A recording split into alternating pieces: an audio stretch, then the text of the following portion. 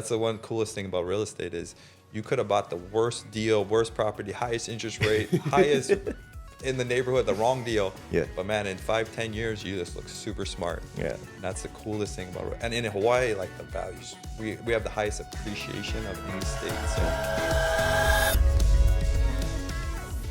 Hey, what's up? Kaleo here at Symphony Honolulu. I have a very special guest today. His name is Indar Lange, and I'm proud to say I knew Indar Lange before he was Indar Lange. Yes. Yeah. So, brother, I'll give you a chance to introduce yourself. Hey guys, aloha. Thank you so much for having me on. Thank you. Just really appreciate the time and opportunity to help you guys and share with you guys. Again, my name is Indar Lange. I'm born and raised in beautiful Hawaii on the Big Island. And I've been doing real estate for now just on 11, 12 years, somewhere in that time. 2013 I started. And it's been a journey. I'm not an overnight success by any means. It's just a little bit every year.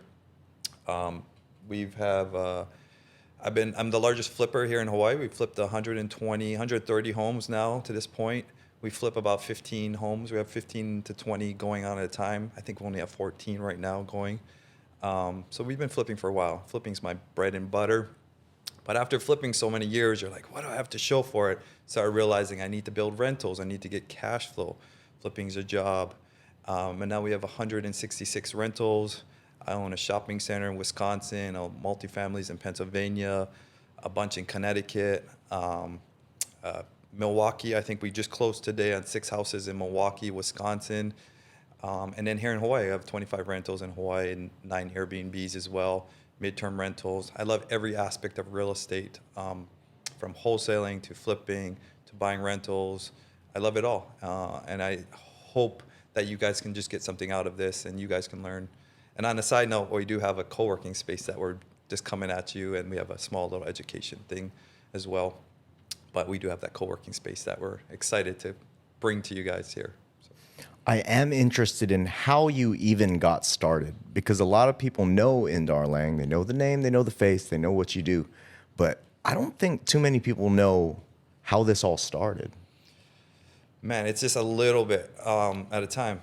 I think I was paddling. So I started when I knew Kaleo back in the day. I met him from church when we were at New Hope. Yep. And I was just paddling with the church guys, and I started paddling more, and I started hanging around with some of the guys at Outrigger Canoe Club. I got into Outrigger eventually.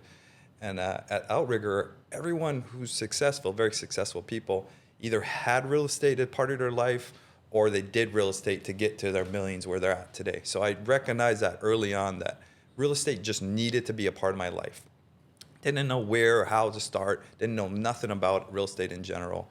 And from that just led me to just pursue and learn more and more about real estate. And my wife signed me up to some program, education program. And I was like, no, I'm not spending that money. I'm not going to put any money down. And kicking and screaming, did not want.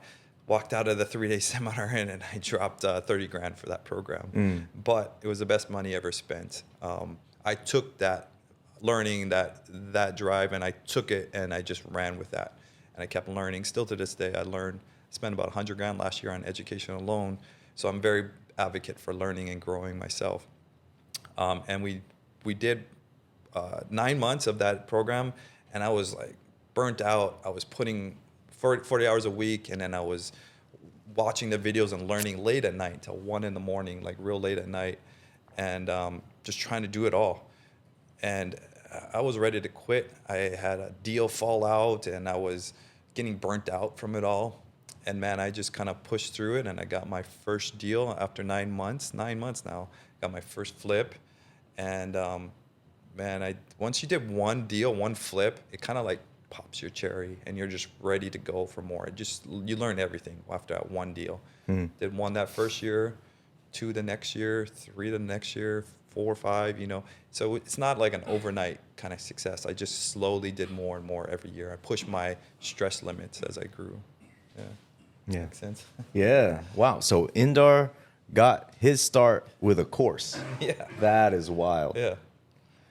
Other thing I tell people is the best way to start is just to go get a loan. Best way to start is just go buy something for yourself. If you have a W-2 income, you have some kind of income you can show, decent taxes, spend a Saturday, spend 2 hours at the bank, any local credit union you can find, any small bank you can find, and go find a broker or a loan officer and just have them guide you through what needs to be done. That's where I started. I went through a local, just small little bank. I think I went to First Hawaiian Credit Union, and small little loan officer guy, and he like guided me.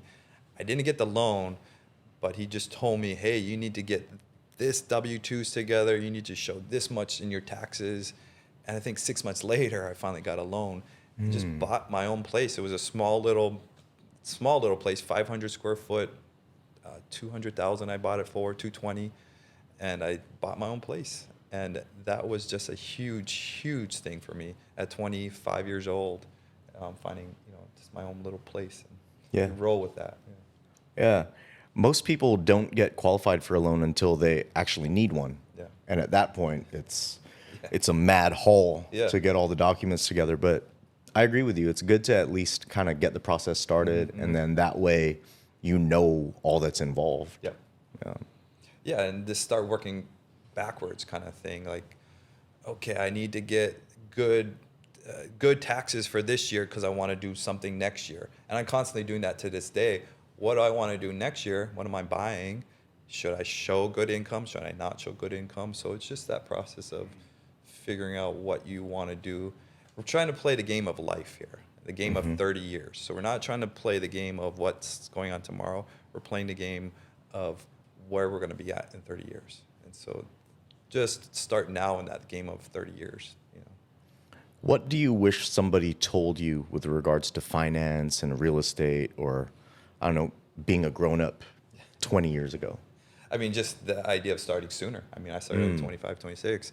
And if I was 18, owning one rental property or one property to live in, I felt like I would have been even farther ahead. Wow. I wish I just started down that path of getting financial literacy, as we're going to talk about later, learning about how to start a bank account, how to start a credit card, and how to buy real estate and learn about profit and losses and so forth. And I wish I had that as a child, as a kid. So you did go to college, right? Yeah. I went to UH. I got a degree in electrical engineering. Also got a business degree before that, and big fan of education. But actually, I wouldn't send my kids to school. I'd rather let them learn the game of life and give them some real estate, some businesses to start and run. Are there some elements from your electrical engineering degree that you think kind of transfer over into your game of life knowledge now? That's a good one, because there is. I think electrical engineers in general, they are problem solvers. There's this skill set of just figuring things out. And I think that's so common right now today, in things that we're constantly trying to figure out, whether it's a deal, whether it's a loan, whatever it may be, you're trying to figure it out. And that's what you learned as an engineer, is just being a good problem solver. That's a huge thing. And then numbers, of course. I love numbers. I took calculus and all that stuff. Oh, okay. So what about the business degree? Did that help out at all, or is that just trash? It was good. I mean, I'm great at Excel and PowerPoint and Word and all that kind of stuff. And I learned some accounting skills that were really worth it. I think accounting skills and those are really huge. You don't need it, but when you start early on this business, just own your own business, you are a master of, jack of all trades, master of none. And that's what you are when you're a business owner. You are the accountant, you are the marketer, you are the everything. And I wish I knew a little bit more of all of those different skill sets, of course. Yeah. So I know you have a lot of followers on your social media platforms, but who do you pay attention to? Like, you mentioned some names, and I'm familiar with them, but there's my idol. Actually, is not big on social media. He's not a big guy. Barry Schrichner is kind of one of the biggest guys I like to follow. Okay, tell me about him. You heard of Marriott Hotels. He owned Marriott and Starwood Hotels. He birthed the Cosmopolitan Hotel. Huh. He's a Did you say he bird it? Bird it. Wow. Yeah, the Cosmopolitan. Yeah, real quick. Can you talk about Burr? What that is, really quick? So the Burr is a great strategy to make your money work for you quicker. back in the day when you buy rental properties, you can buy a property for, I don't know, 80,000 and you're making 40,000 a year. So you could pay down a property really quickly back in the day. It was easy to do because our salaries to property values were easy.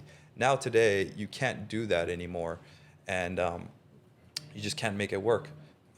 And to make that money move quicker is my strategy today. So maybe I'll get a loan and I'll have less cash flow, but the strategy is we buy a property, we buy the B, we buy it at 70% below its market value. We want to make sure we're buying at 70% below market value. That's really important. It's going to come into later.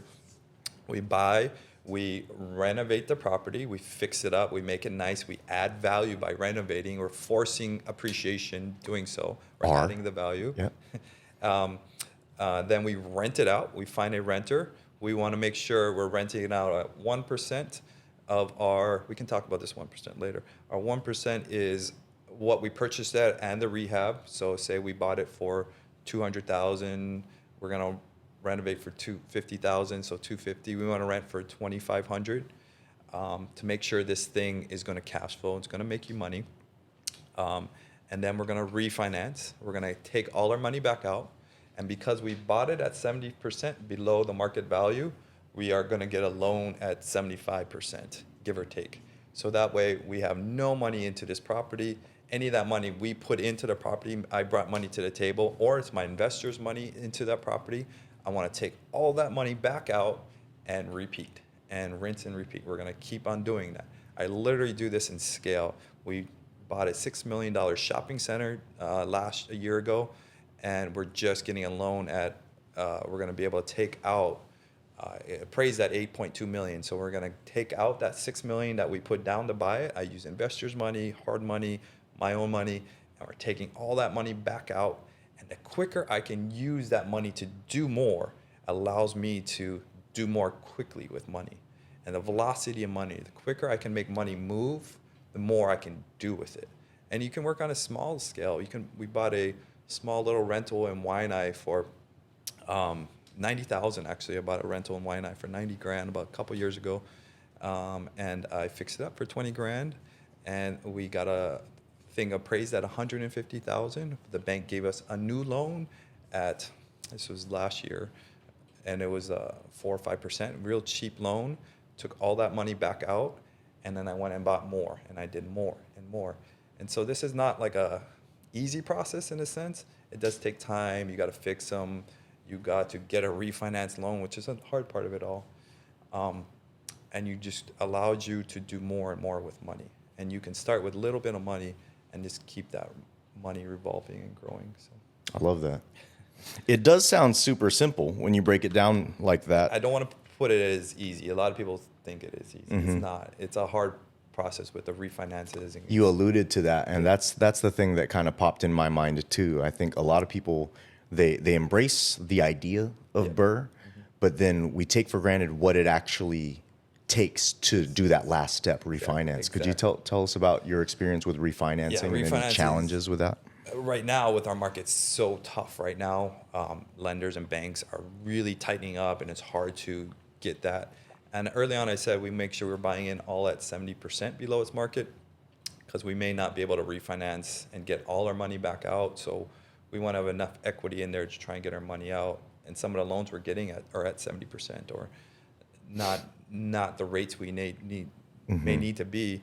And what we're doing, actually, we're doing on a 3-phase process instead. So we are refinancing right now, sometimes at a high rate, and putting it in an 8 or 10% rate. And at least I can take out all my investors and all my money out of the deal. And I don't want to live in that 8% loan. So later on, when the rates come back down, I will do a 3rd phase of refinancing into my final resting place. So when we get it back into a normal market, whenever that is. So whenever we hit 4 or 5%, I'll do another refinance then, and I'll leave it into that loan. So my thinking is, even though I am refinancing it and taking out into an expensive loan, I can use that money to do more. So why not do more with that money? So kind of a different way of thinking. And that's one big thing. I have a mentor who's constantly kind of prying at me. Just keeping a new way of thinking where you're not learned to do. They don't teach you this stuff in school, and they teach you how to be workers and labor people. They don't teach you That's right. how to make money and how to make money move and grow. So just constantly trying to think differently and grow it. Really quickly, while we're on the subject, you talked about the 70% rule and the 1% rule. Could Yeah. you break that down for me a little bit? 70% rule is really, really important on the burst strategy because we're going to go get a loan from the bank. And generally, the loan from the bank is at 75% of the value of the property. So say, let's use some easy numbers. Say we bought a fix and flip property. Let's use really easy numbers for 50,000. I know it's hard to find here in Hawaii, but Okay. we'll use easy numbers. We bought it for 50,000 and we renovated that property and put another 20 grand into it. So we're in at 70,000. Maybe some holding costs and some other fees. We want to be in right at about 70,000. Refinance, all those costs, fees should be included in there. Then we're going to go to a bank and we're going to get a loan, and the bank's going to give us 75%. Let's say it's worth 100,000, and then the bank will give us just about 75,000. And the reason I like to have a little cushion, maybe that appraisal didn't appraise it what I initiated, or I went over my rehab budget, and so forth. And sometimes I'm off on that. Like I have a property in Makaha actually, and I was off. Ended up having about 7,000 to 9,000 into the property when it was all said and done. But to me, owning it's a $300,000 property with only 9 grand into it, I'm like, I'll take that all day long. I'll recoup that money back out eventually. To me, I'm not making money until I recoup all my money back out. And I'm not making money on any property until I have no money into it. It's just a different way of thinking of it all. Yeah. Okay. So the 1%. And then the 1% rule, man, I used to have this real poor mindset that, hey, you can't find any rental properties here in Hawaii. They don't cash flow because the 1% rule is really a common rule to find a good rental. So anytime I'm looking at a rental, I want to do a 1% rule. If I'm buying $100,000 property, I know we're using low numbers here in Hawaii, but it's simple. If I'm buying a $100,000 property, I need to rent for $1,000 a month. And if I'm buying $1 million property, I need to rent for $10,000 a month. So we're talking about the monthly value, the monthly income being 1% of the total value of the asset. Yeah. Okay. And man, I could never find that in Hawaii. And I used to tell myself, oh, I can't find that, or I can't this, or I can't that. The second I learned about just mindset in general, I was like, I can find this. There's abundance. There is. I love the law of attraction, The Secret, the movie The Secret. And the second I changed my mindset that I can find this, it's not an overnight kind of thing. It just kind of slowly starts to happen. Like I start to find deals, and it's just the things start coming and accumulating. It attracts to you, and I started finding good rentals, and I started finding rentals that meet that 1% rule. So I know you guys are saying, oh, I'm in Hawaii and I can't find that kind of stuff. If you're saying that, you're right. You won't find that. But the second you change your mindset, still to this day, I find myself changing my mindset. Anytime I think negatively about myself, oh, I can't do this or I can't do that, I have to change my mindset to say I can find. So that 1% rule is just a quick way to analyze a rental. And I do this in scale. We're looking at a 24-unit multifamily right now, and I just take every unit and I break it off, how much we're buying each unit for, and is it 1% rule work on those things. Actually, we're trying to get 1.2% or 1.5% even on some deals because our rates are really high. So it's just a quick rule of thumb. You can analyze any deal really quickly, and that's going to make sure the things, cash flows, you're taking into account insurance, taxes, capital expenditures, vacancies, and all those kind of things. A lot of times people analyze rentals and they say, oh, I'm making $2,400 a month in rent and my mortgage is $2,300. I'm cash flowing. I'm like, yeah, you're not. You're missing on some of the other expenses. There are a lot of line items that we forgot. Yeah, and especially if you have capital expenditures like a roof breaks or water lines or whatever breaks, you're gonna be hurting. Mm-hmm. Yeah. Mm-hmm. So off camera, I was asking Indar how I could help him kind of support, how we could support his business, and he actually told me, I want this one to be about giving back and helping people kind of get started, or pulling back the veil where people are able to see how they can kind of increase their standing in this world through real estate. So I really appreciate that.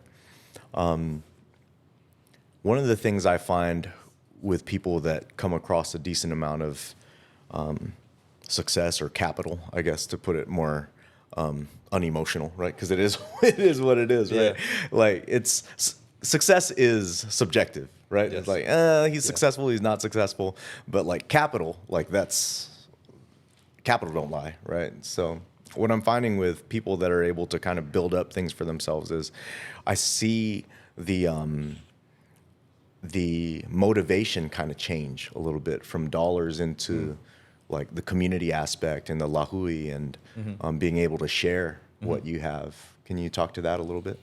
Yeah, no, it's so true that once you start making money and become successful, you early on I learned in real estate, man, I like unlocked the secret to life. I felt like I can lose it all and I can gain it all back. I knew how to find deals and flip them and wholesale. I could figure it out and do it all over again if I had to.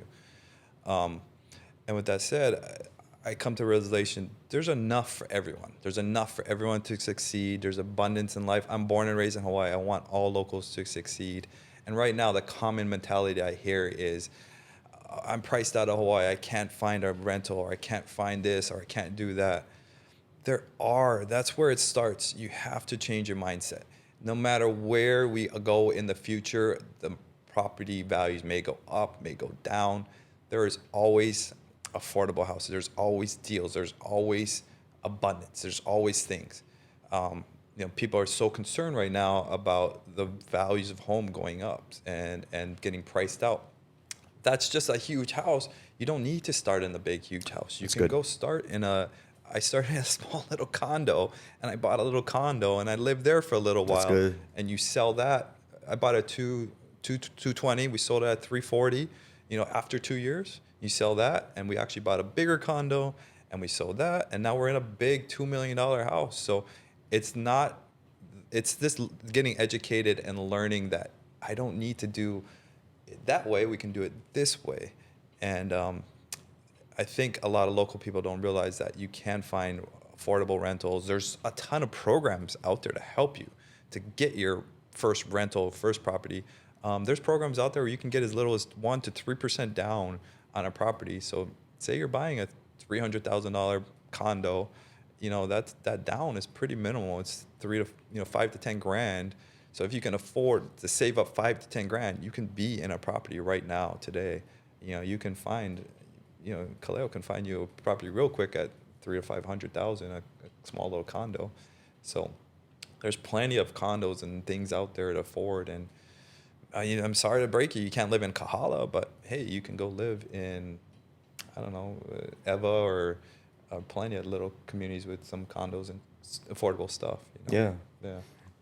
I think what helps is for people to understand that we're building steps to a goal, right? Steps, I've heard it said, we overestimate what we can accomplish in a year, and we underestimate what we can accomplish in 5. I had a friend that had their heart set on Manoa, like, I want to buy a house in Manoa. I was like, okay, well, let's get pre-approved, and the pre-approval wasn't high enough for Manoa. Yeah. And so they said, oh, well, we're not going to buy.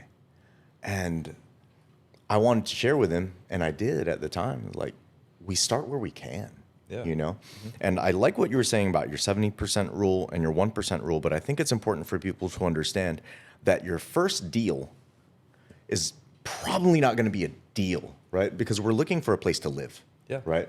So when we start with, it's not a deal yet. Yes, that's true. It's not a deal yet. So people start looking at investment properties or even a place to live, and they'll jump in and like, oh, well, we're not cash flowing yet, or it's not working. It's like, well, yeah, it's not working yet, right? You give it 5 years, all of a sudden, super smart, yeah, you got $100,000 more in the bank or in the bank of your house, and you can go make your next move. Yeah.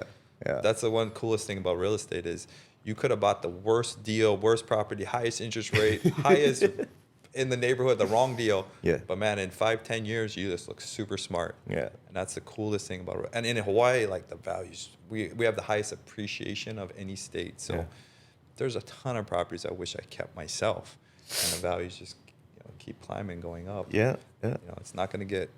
We're on an island. We only have so much land, and they're not building homes fast enough to keep the values down. Yeah. So, from the looks of it, you've done all right. You've done pretty good for yourself. What keeps you going? Like, why not just stop? Yeah, we were talking about that earlier, and Yeah. it's the big why. Your why changes. When I first started this business, my why was to be successful.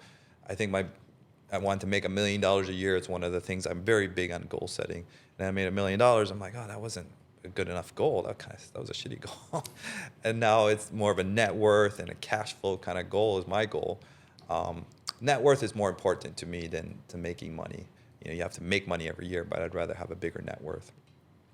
That's more important to me. So my whys are now for my kids, of course. I have a 6-year-old and a 3-year-old, and my whys are to build generational income for them, generational wealth for them and their kids. So that's my biggest why. I want to have them, taken care of course.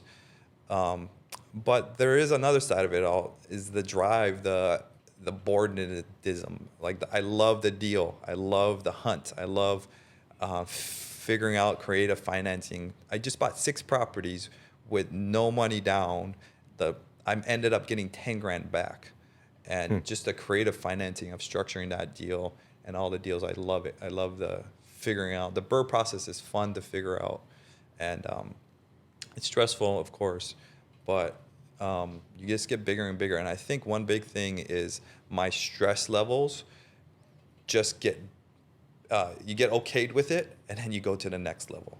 And that's what it is. You're managing these levels of stress of I can't figure it out till you get to this next level of managing this new level of stress. As you grow with employees and you grow with income and expenses, and man, sometimes the amount of money flowing in and out is huge, but you just get used to that level and then you go to the next.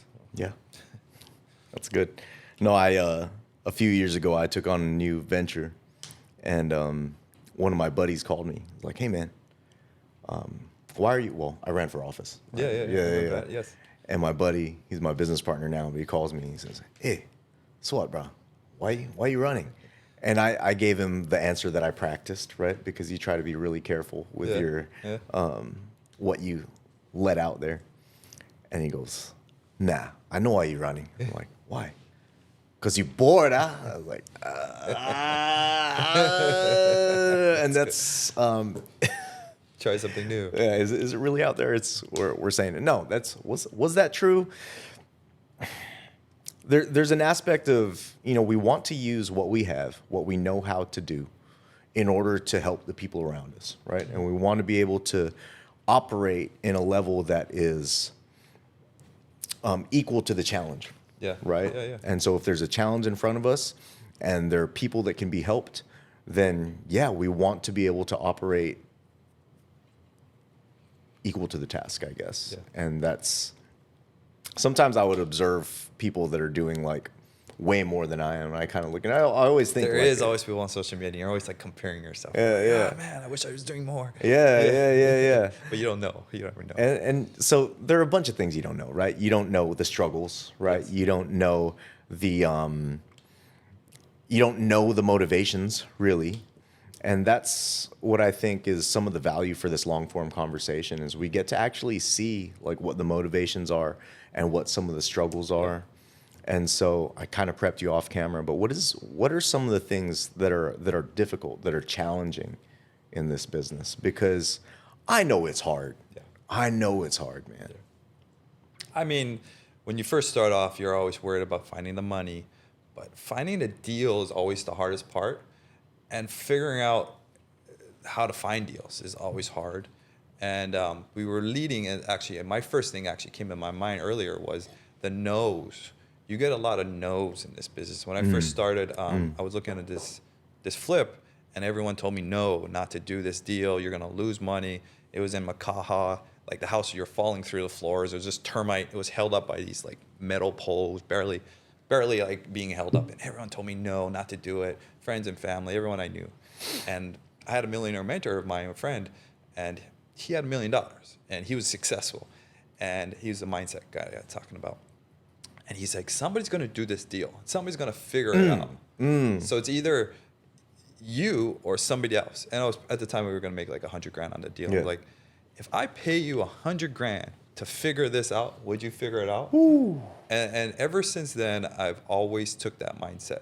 I've done some really hard flips in Manor early on in my career, like jacking up houses and changing 14 support beams, really hard type of stuff, structural, cement, foundation, really hard stuff. And I took those challenges on because, again, somebody was going to do it. It's either me or somebody else. And once you do those hard things, it's cake after that. Like any deal, any flip I did after, I'm like, that's easy. I already did that. You know, so figure out that. And then the know of it all. I still to this day get a lot of, like, we're trying to refinance this loan of our co-working space. And it's really hard to do because it's a business and so forth. And people tell me no and you can't do it. Oh, a no just means I got to call somebody else. A no just means that that guy's too busy and doesn't want to do it. A no just means that he doesn't know how to do it. So a no really just means you got to go figure it out. That's good. And I take advice from only people who have more than me, by the way, too. So early on that deal, the millionaire friend of mine, he had $1 million, and I want to be more like that. I had people who didn't have money, and they would give me advice. So, you know, I would really employ people to only take advice from somebody who has more than you. Yeah, that's good. I heard you say what your mentor said, if I paid you 100 grand to figure out, would you? Right? Yeah. And that's such a good mindset when we come across situations where the desired outcome might be smaller than what we hope it would be. Let's say you're hoping to make 200 grand, Yeah, right? sure. And we have this mantra within my circles, and we say, is it really an L or is it just a smaller W? Right? So just, how about you take the smaller W and move on with your life. But to even take it another direction, take what your mentor said and flip it on its head, you might even ask, if you had to pay $50,000 to figure this out, would you? And I think in the beginning phases, that's kind of the mindset that people need to take. You know, when you're doing your first deal, your second deal, there is no way you will learn how to do what you didn't learn how to do what you do without doing it. Yep. Right? A lot of times we'll get people not in the arena asking, well, what can I read in order to learn what you know? What course can I take in order to, is like, the only way that you learned was by doing. Yes, exactly. Yeah. Yeah, there's no better way than taking action. And it's the hardest part of it all is taking that massive action that you need. And taking action later on when you kind of are burnt out from trying so long. Too. Right. Yeah. And so sometimes it's that fear of loss on the front end that prohibit or inhibit people from even taking that step. So when people are looking at embarking upon an endeavor that you've embarked on, I think the expectations need to be set. They need to manage their own expectations. We need to manage our own expectations. Like, this will come at a loss in the beginning, whether it's time, whether it's money, but all education comes at a loss in the beginning, right? Like, would you rather get into debt? The education debt? gives you confidence too. So the education does give you a lot of confidence. Whenever I was doing some of those first deals, I would run my numbers by other flippers at the time or an agent. I would bring him in. What does he think? I was just getting that security comfort net to know if I should do this deal or not. So educating yourself gives you confidence to do more and to grow as well, to jump into a deal. Yeah. You know, especially when you have so much at stake. Yeah. You know, here in Hawaii, it's $1 million deal most of the time. So I was asking you earlier, like, what type of human resources do you need to be able to run the machine that you run? And you'd mentioned you got 4 in the office and a few VAs in the Philippines. Shout out Filipino. But my question, and I'm considering this for my own life, is like, how do you choose who to work with? Whether it's partners, whether it's employees, whether it's investors, are there things that you're looking for specifically in each group, right? Employ, invest, partner, or are there common threads that you're looking for across the board? And like, these are the type of people that I like to work with. That's a good question. It's hard to scale and it's hard to grow a company. And I struggled early on because I would put an ad out and I would hire a great person. And these are great people on paper, you know, they had a great education. They fit that job. But the personality traits never were the right fit. And I was just working out of my house. For a while, I did this all myself. I did this years and years. I was doing it myself. And my first hire was, I just need somebody to help me with like the paperwork, the admin, this behind the counter kind of stuff, behind the scenes. And I hired a girl. She was working at my table in my house, my little condo, and went through 4 different girls. They're great people, but they were just interested. One, she was more interested in marketing. Another one was interested in other stuff. They were great on paper, and they went to school for that. And somebody turned me on to the DISC test, DISC. And the DISC test was really a great turning point for me because I started hiring people based upon more so their traits and what they're good at. You know, some people are just better at sales. Some people are better at admin. You know, some people are better at whatever they may be better at. You know, task oriented. I am very task oriented. I love completing tasks through the day, and that's somebody in the office, an admin person. And so that was a big turning point for me to kind of grow and find the right people. I still struggle to this day. I'm not going to say I don't, but it just helps me find that right personality for the trade early on. And then there's 2 ways of growing a company. One is top down. You just hire and you build that whole company top down. You build that whole staff. It's very costly up front. It's a huge cost to you. This is more for an entrepreneur who's already became successful and he has, you know, money or resources to do so. When you're just starting out and you're just the other ways you can't afford that. You know, it's going to cost you maybe $100,000 that year or whatever it may be. You may not have that. The other ways, you know, build as you grow, of course. And to me, I always look for those tasks that I can be given away that either I don't want to do or I don't need to be doing. These are not high generating tasks I need to be doing. You know, for example, project management of my jobs. You know, do I need to be driving to all the jobs? Do I need to be doing so? And what I'm looking at is, can I get a return? So maybe I hire somebody at $80,000 a year to do that job. Will that $80,000 a year save me money and help me make more money? Can I go out and make more money and recoup that? What I actually really see is now that project manager is going to speed up the jobs. He's going to turn these jobs quicker. So now I'm also the velocity of money. I'm now taking that money from these flips and able to use it double. You know, instead of doing 1 flip in a year, now I can do 2 flips with that same amount of money. So the quicker I can utilize that person's time to help us make more money as a company. That's good. Really important and so forth. How do you mitigate risk in the hiring process? That's hard. That's a hard one. It's like, hey, thanks for interviewing. I'm going to hire you. I'm going to pay you this much, and then. I'm not good at hiring process. I've tried. I've actually recently just paid a hiring company to do that for me. Okay. Because I'm so nice. Like, I don't want to fire somebody. I'm really nice, polite. Like, I don't want to be a bad guy to that person. So it's really hard for me, honestly. But I just get friends to help me or biggest learning lesson I say is take the time to hire. Like, often when I'm hiring, I'm like in a rush. I need this person now. And I like need this month. Like, I need somebody. You need to take 3 or 4 months to hire that right person because their whole saying is hire slow, fire fast.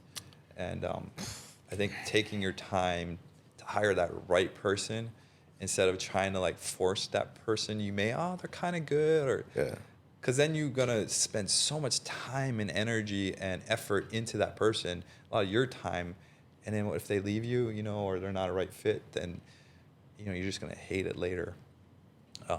And I've been through that myself of hiring the person, and I spent so much time training them, and you know, and then they leave because whatever, you know, and things happen in people's life. It's nothing personal. Some, you know, whatever.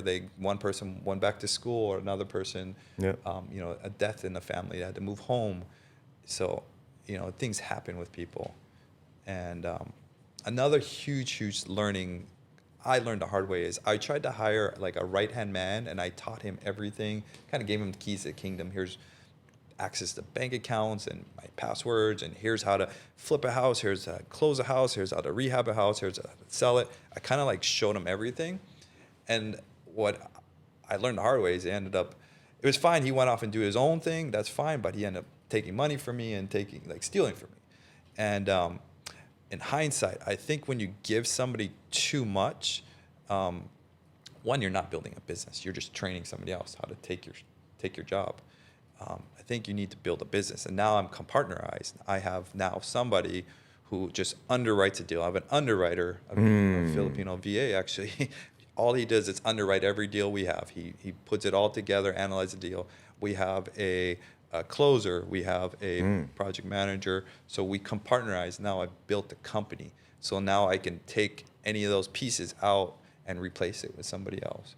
So kind of breaking the processes up into something more simple makes it easier to grow and build a business and to build something where you don't need to be there and dependent on that one guy, to do it all. That's so good. And thank you for kind of being vulnerable on that and sharing like the hits that you take, because I feel like when people come to education providers, right, like myself, like yourself, they might ask you like, well, what can I do to mitigate risk so that I don't suffer loss in the process?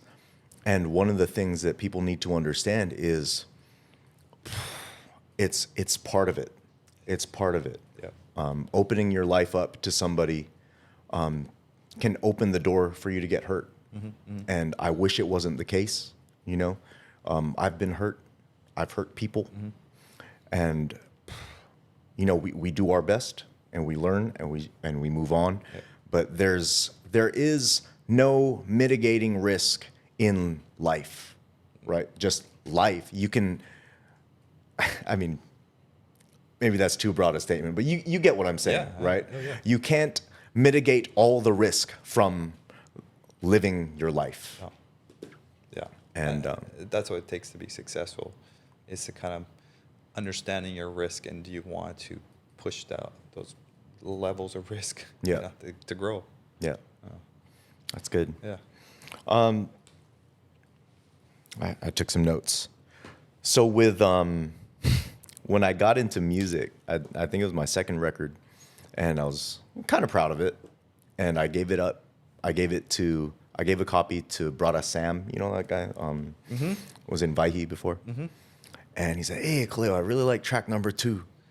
And you know what, brother? Keep going." I'm like, "Okay, right on." He goes, "Fail fast." I was like, "Oh, that's not what I like the first part, but the second part I didn't really like." I said, "Well, what do you mean?" He's like, "Don't be afraid. Just get out there and don't set your heart on winning and success, because the faster you can fail, the faster you can succeed." Yeah. Huh. And so I kind of look at a lot of business opportunities, a lot of partnership opportunities, a lot of endeavors where it's like, we don't need a big W right now, right? We don't live on the Instagram feed where everything is a W, right? Part of the journey is just being able to well, I'm going to embrace this endeavor. Yeah. I'm going to take a few shots. And if it's not working, then we can pivot fast. But the faster I can pivot off of this, the better it's going to be. Right? And when I think about personnel, if it's not a good fit, it's okay. Ain't nobody. How can I mitigate the risk in hiring? Yeah. Right. There wasn't a book that I could read. Yeah, that's true. You just got to start hiring. Yeah. And then just figure it out along the way. And yeah. So. Fail forward. Fail forward. Yeah. Fail fast. Fail upward. Yeah. Even. Let's see. Quickly, in one word or less, your thoughts on Dave Ramsey. Dave Ramsey is a great salesman, great pitch. The guy's a billionaire. You guys don't even know what he does behind the scenes. Yeah. But obviously he pitches his whole own your property free and clear, no money down. But behind the scenes, he owns a ton of rental properties, and he owns a ton of properties not free and clear. He has loans. So it's just social media, guys. He's just pitching you to suck at his audience in. You got to look what people do behind the scenes. Just like everyone you're following out there on social media, you don't know what it's like behind the scenes. And with that said, we all have different goals, and we all have different values that we have. And so don't compare yourself to those people out there on social media, I should say. I have a different goal than you may have a different goal.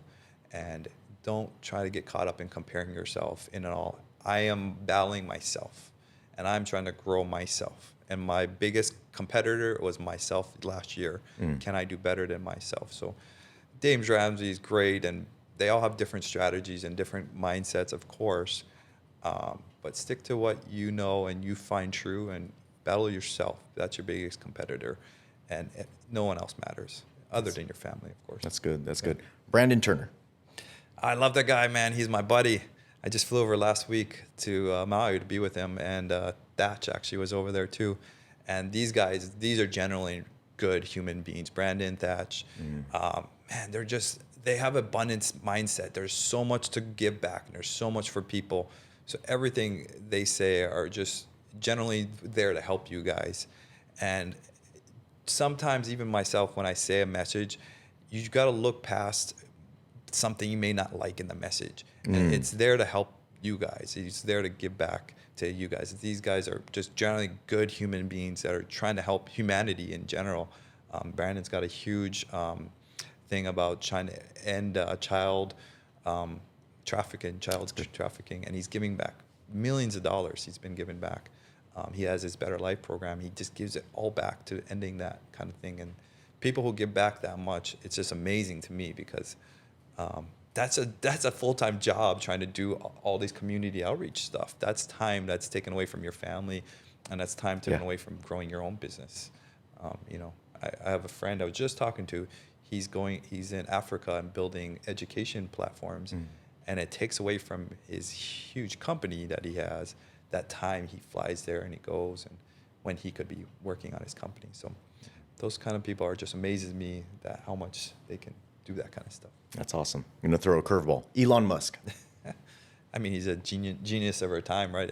If there's nothing bad to say about that guy, I wish I was that smart. But true entrepreneur, true guy that just walks his own path and does it his own way. And I highly look up to him, and amazes me how much that guy pushes his limits and pushes that we all have the same 24 hours a day, and we all wake up the same every day. So why can't you guys, or why can't I be doing that much more? When I see them doing that kind of stuff. I like that. Last one, Ryan Pineda. Great guy, true entrepreneur spirit, and big social media presence. I met him a few times. Well, I met him at a couple events I went to, and he's just a great, genuine guy, and he's pushing that entrepreneur. He's always trying new things, which is interesting. He's tried everything from the Amazon things, flipping, to his education program is huge, of course. He's just a good dude, and I love every entrepreneur that's pushing the limits. Yeah. Do you think you're doing too many things, or is this like just right, or do you wish you could focus on one thing? My friends would tell me about that I try to do too many other things, or I should just focus on building my flipping company, and I'm buying rentals and buying these other things, that I really should focus on flipping. I tried wholesaling for a year, and that was a waste of time. It's not really. easy. Yeah. It's not easy. And I do need to focus and get good at it and pour 110% into everything and try to do more with that thing, because sometimes I get shiny object syndrome and I want to do more. People that know me, I'm a very big risk taker. I'll mitigate my risk and I'll make sure I'm safe at things, but I will try new things. I'll try new adventures, and I'll dive on into something. So I literally got off of a Zoom call just now before this about starting a new business, and I'm like all in, ready to go. And the guy's extremely successful dude, so I'm like, I just want to piggyback off of this guy. Like whatever he says, I trust in a sense, because the guy's a very like high net worth person, and I'm like, whatever you want me to do. So I'm a all in kind of thing, and I would implore you guys to do that. Kind of dive on in and figure it out later. That kind of takes you quicker down the scale than to work backwards. I buy rental properties that way often, or flips. Buy it now and figure out later, or I'll lock up a deal. And the coolest thing about real estate is you have a J1, you have an inspection period where you can get out of the deal. So sometimes I'll lock up flips and never seen it, don't know nothing about it. Numbers look right on paper, but then when we go and look at it and do an inspection, I'm like, I'll pass on this. But dive on in now and figure it out later, kind of. My Yeah, mentality. yeah. So we're going to bring it to a close in a little bit, but I just wanted to check in with you. Is there anything that you maybe wanted to harp on or reinforce? My biggest things I always preach about is mindset, abundance. There's enough to go around for everyone. Anyone local out there, there is enough. There is properties you can buy. There's enough for everyone. It's not about what the government or others can do for me to help me. It's about you getting out there and taking the time and figuring out for yourself. Don't depend on others to give to you, give back to you. You got to go out there and reach and do it yourself, which is huge. And our co-working space, I'll touch on here in a second. We have a co-working space that's just coming up, Hawaii co-working. So if you're interested in a co-working space, we're just building that. We just finished building it out. We got the name. We're doing our pricing right now on our webpage. That's about it. But if you follow me on my social, you kind of see some pictures and video of it.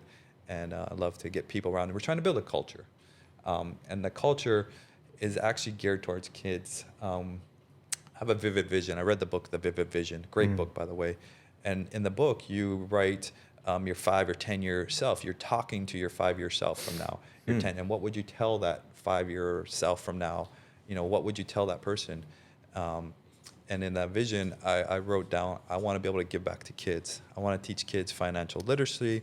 I want to teach kids how to start a bank account, how to open a credit card, how to read a profit and loss statement, how to do your taxes, how to read a balance sheet. These are all things that we're supposed to be taught in kids, but they never teach you. How to be an entrepreneur, how to register a business. Super easy. I have 14 companies right now, and super easy to register a business and start one, but they don't teach you that kind of stuff. And so I would love to talk to teens and help them on that path so we don't have to be all W-2 employees. You can all get out there and try and fail forward, as you're talking about, figure it out and keep, fail now and figure out the next one. But I would love to be able to talk to kids. And that's what that space is going to have, or does have. We have a big conference room. We're having events. We actually have an event coming up on the 16th on March, actually. Okay. And it's for beginners and so forth. But we're just kind of getting used to using this space for events and conferences and small meetups and so forth. So. But will you have a podcast studio? Yes. Yeah, we have a podcast studio built out with everything in it, soundproofed and everything, and we have all the equipment. We'll try and get an editor there for you guys as well. We have 2 conference rooms. We have phone booths, private phone booths, and 17 dedicated offices and workspaces. 6,000 square feet. It's really nice. Wow. And I have a partner on it, and I wanted to build it out like cheaply because I'm a flipper. But man, he pushed me. We spent way too much money. Yeah. We spent like $120,000 on furniture alone. Really nice, really nicely done. It's not like a leftover couch from my flip. That's good. Well, I love to hear it. I love to hear that. Right? It's really nice. Those desks that go up and down, and I was like hesitant to spend all that money, but I think it'll pay off in the end when we have this quality product. High-end quality space for you people. And we really want the culture. I want to have place where the marketing guy can go talk to the real estate guy and the escrow, and it's just you can feed off each other and you can really grow and help each other. And that's my goal of this space, is to create this environment where people can excel and succeed off working tightly with each other. Yeah. I think that would be huge. And where is this? It's on Hobron. It's over right on the edge of Waikiki. Nice. Kind of by Almoana Bowls, if you guys know where that is. So it's right on the edge of Waikiki, and we're excited to have just people there and have like-minded people is what I. What, surfboard rack? We have 4 surfboard racks. Yeah. So you can leave your surfboard, and we have a little scooter you can bop around on. That's probably your co-working space is probably the closest to the beach. Yeah, it is. Yeah. So, but it's just to be a fun place to share and grow together as a community, and that's what I look forward to. I love it. If somebody wants to find you, how can they find you? Indar Hawaii, INDAR Hawaii, HAWAII on .com, or Indar Hawaii social media, Indar Hawaii, TikTok, Insta, LinkedIn, everything's Indar Hawaii, YouTube. Indar Hawaii is kind of my brand. So Awesome. Yeah, please follow and like and subscribe. And yeah, thank you so much. Yeah. Yeah. Well, I'm just happy to have a good conversation with you, long form Yeah. conversation in today's fast paced world. And just on a personal note, just knowing you for this amount of years and seeing where you've been, where you come from, and where you are now, it's really inspiring. And I've known you for a while now. I was just starting out when I think I was working for my dad cleaning toilets when I first was talking to you and getting to know you. yeah, but I'm fascinated by your journey and honored by your Yes. time today. Thank you, brother. Thank you, Khalil. Yeah.